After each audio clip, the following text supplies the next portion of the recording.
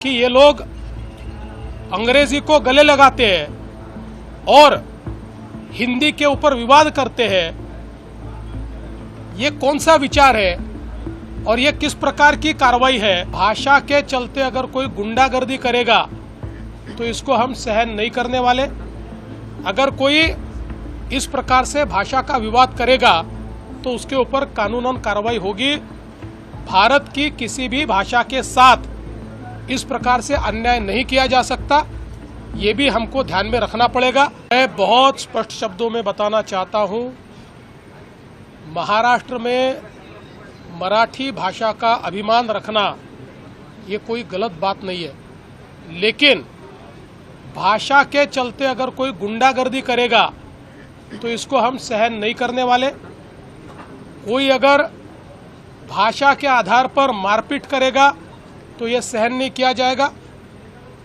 जिस प्रकार की घटना हुई है उसके ऊपर पुलिस ने एफआईआर भी किया और कार्रवाई भी की है, और आगे भी अगर कोई इस प्रकार से भाषा का विवाद करेगा तो उसके ऊपर कानूनन कार्रवाई होगी। हमको हमारी मराठी का अभिमान है, लेकिन भारत की किसी भी भाषा के साथ इस प्रकार से अन्याय नहीं किया जा सकता, ये भी हमको ध्यान में रखना पड़ेगा। और मुझे तो कभी कभी आश्चर्य होता है कि ये लोग अंग्रेजी को गले लगाते हैं और हिंदी के ऊपर विवाद करते हैं। ये कौन सा विचार है और ये किस प्रकार की कार्रवाई है? इसलिए इस प्रकार से जो लोग ऐसा कानून हाथ में लेंगे, इनके साथ कड़ी कार्रवाई की जाएगी। मैं बहुत स्पष्ट शब्दों में बताना चाहता हूं, महाराष्ट्र में मराठी भाषा का अभिमान रखना ये कोई गलत बात नहीं है, लेकिन भाषा के चलते अगर कोई गुंडागर्दी करेगा तो इसको हम सहन नहीं करने वाले। कोई अगर भाषा के आधार पर मारपीट करेगा तो ये सहन नहीं किया जाएगा।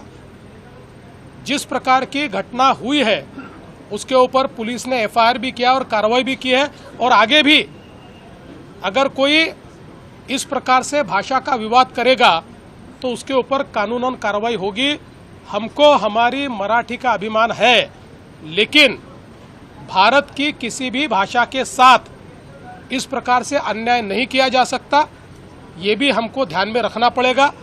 और मुझे तो कभी कभी आश्चर्य होता है कि ये लोग अंग्रेजी को गले लगाते हैं और हिंदी के ऊपर विवाद करते हैं। ये कौन सा विचार है और ये किस प्रकार की कार्रवाई है?